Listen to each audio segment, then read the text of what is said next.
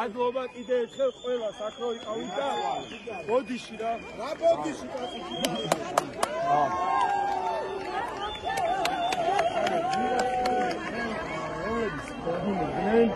რო ამოვყევით ერთ-ერთი შევარდა აქ და ვისაგინებ თქო რომ ვკითხეთ ეგრევე კედელთან დადგა და გააძრო იარაღი. წავართით ეს იარაღი, გამოვიყვანეთ, მივეცით იარაღი პოლიციას და მივეცით ეს ტიპიც ჩავაბარეთ და მე საათზე მეტი გარეთ არ მიშოვდნენ და ადვოკატს არ უშოვდნენ, კარგი ხანი და რეკავდნენ და მერეო წამოდი უნდა გადაგიყვანოთ დაკითხვაზეო და ადვოკატთან კონსულტაციის მერე ვუთხარით რომ მოსამართლის გარეშე არ გამოვიკითხებოდი და დაგვიკავშირდებიან როგორც გითხრით.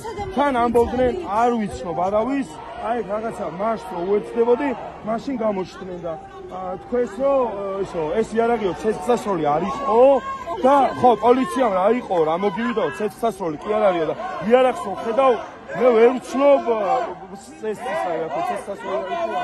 მადლობა კიდევ ერთხელ ყველას ვინც წერდა. ხო აი ეგეთი რაღაცა მისცეს. დაკავებული ყავსო ესე თქვენს და თუ ეხა არ წამოხვალ დაკითხვაზე მოგვიწევს გაუშვათო და მეთქი მოსამართლის გარეშე არ გამოვიკითხებით ხო და დღეს ვუშვებ და მე უკვე განჩინება დამჭირდებაო კადრების ამოღებაზეცო და იმის დასაკითხადაცო და მე ვთქვა რომ მოსამართლის გარეშე თქვენთან დაკითხვაზე არ წამოვალ, იმიტომ რომ 40 წუთი უბრალოდ გარეთ არ მიშობდით, ახლობლების სანახაოდ და ადვოკატს არ უშევდით, აქეთ არ გენდობით თქო.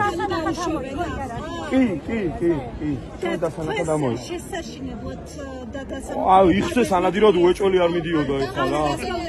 ზოგი ყოფოდა რომ დაუვარდა იარაღი. არ დავარდნია, იარაღი ამოიღო და წავართვით მე. არ ვიცნობ ადამიანს ვინც მას აიხადიჭა. არ ვიცი, უბრალოდ მას აგინებდნენ რა.